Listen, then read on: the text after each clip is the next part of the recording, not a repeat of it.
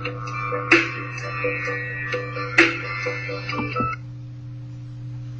I want to first thank you all for being here, coming to this divine, supreme enlightenment session, which I'm calling talks. Now I'm able to do talks versus just doing lectures all the time, to like get personal and to really get into talks, to get into more of a comfortable position, to allow this information to flow and come out to deal with everything that needs to be touched on, to really get more in depth and to be more thorough in touching on the subjects that need to be spoken on. So tonight I want to start off live here from the Black Reality Center, the Melanin Activation Center, once known as the Black Oasis.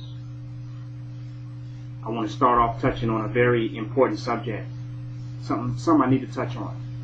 I want to call this one the drug of black enlightenment.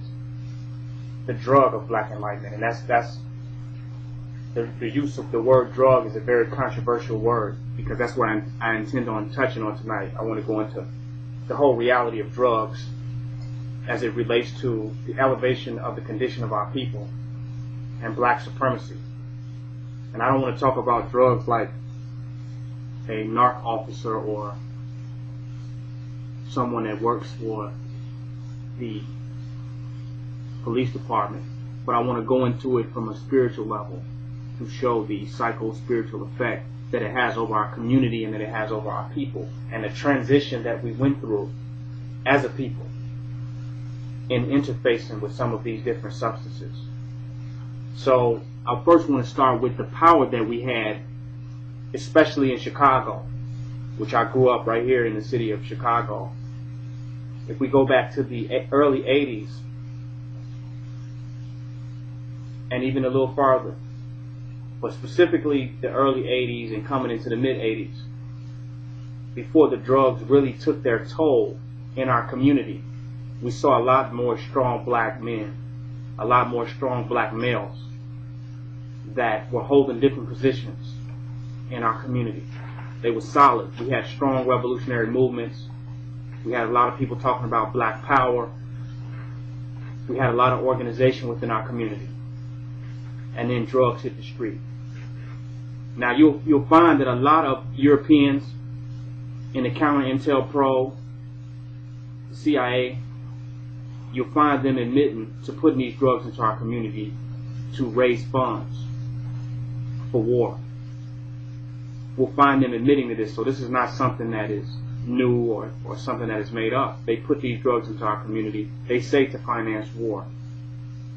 The reason I feel that they put them in is because we were getting too powerful.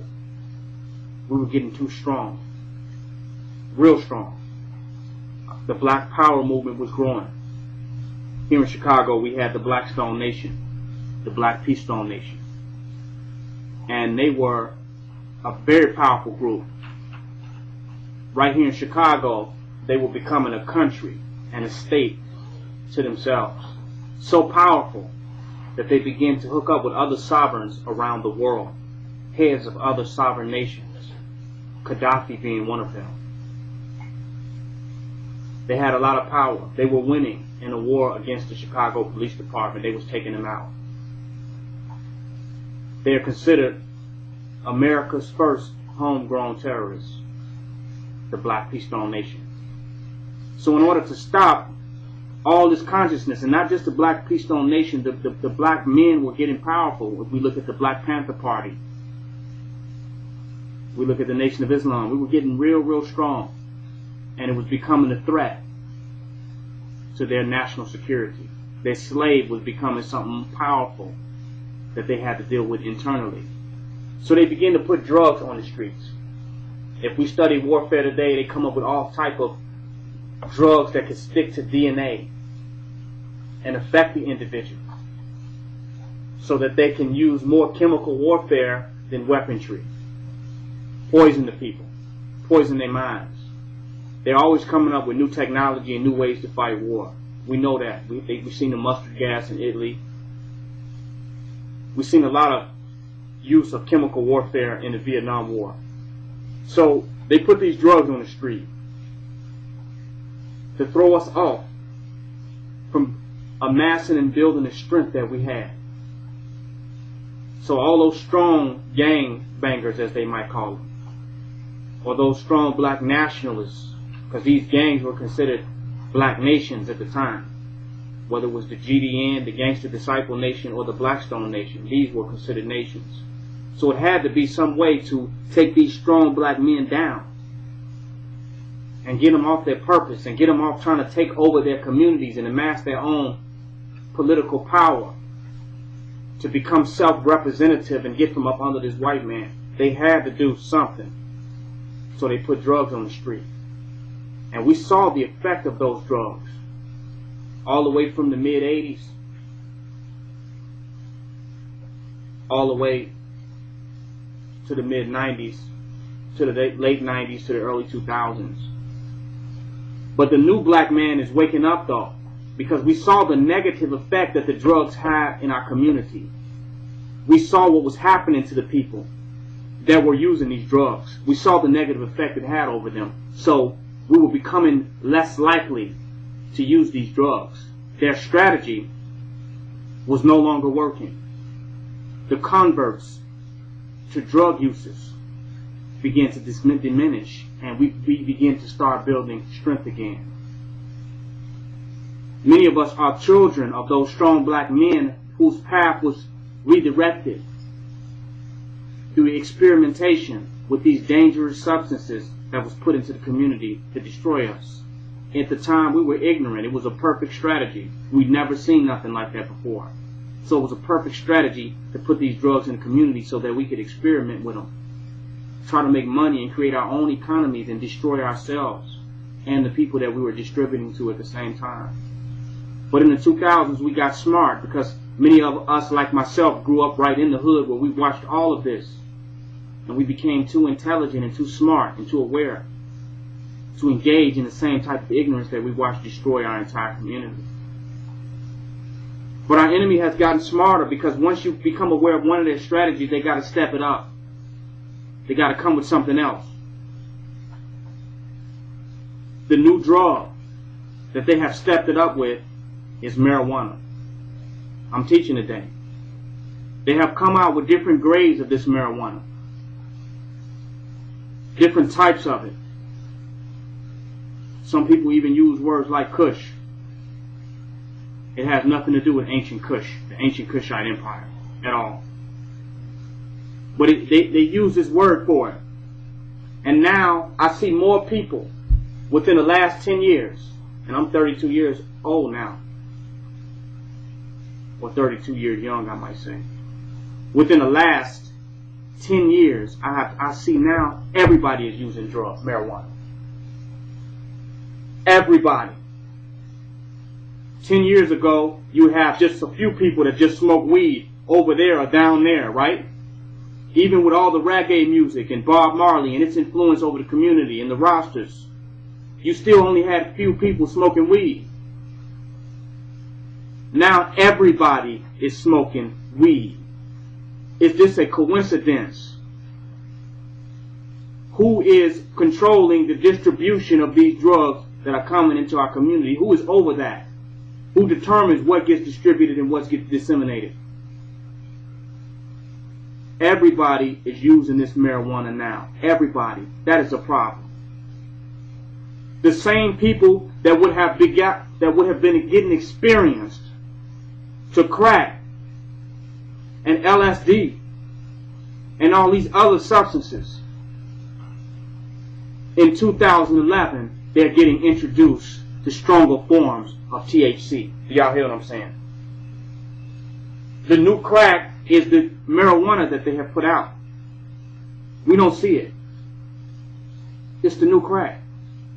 They said, since you're so smart not to use crack no more, and we can't make you docile and destroy your minds and your families and your communities and your blocks with that no more, then we got to give it to you in the form of something that you consider to be beneficial. We got to step the weed off. We got to nullify their brains, create this organization. They're getting away from capitalism. They're venturing off into communism by default. Because what do they need the money for? They don't need no damn money. They talking about black nation building and black supremacy. How do we get them back into the economic and commercial control over them? We need to get them something to get them back dependent on us. I'm going heavy tonight. Some of y'all don't want to hear this. But I got to speak on this. So they put a higher grade of weed out there. And we think we're smoking the marijuana that grows naturally on the land, and we really are smoking a newborn or new made crack. We've become dependent. I'm about to go farther. The negative effects of using this marijuana makes you paranoid, gives you all type of phobias. And if you study drug dealers, especially people that use crack, you find that a lot of times they become very, very detail orientated, obsessed with details, obsessed with the minute aspects of things. Now this obsession caused by this usage of marijuana have created a paranoia that has been running through the conscious community that deals with health. I'm about to tie this in real heavy.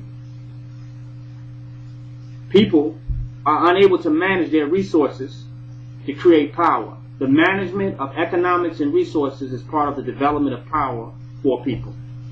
If we cannot manage our resources and concentrate our resources in order to secure us, we will not create power as a people. So many of us are constantly squandering our resources to buy this new made crack.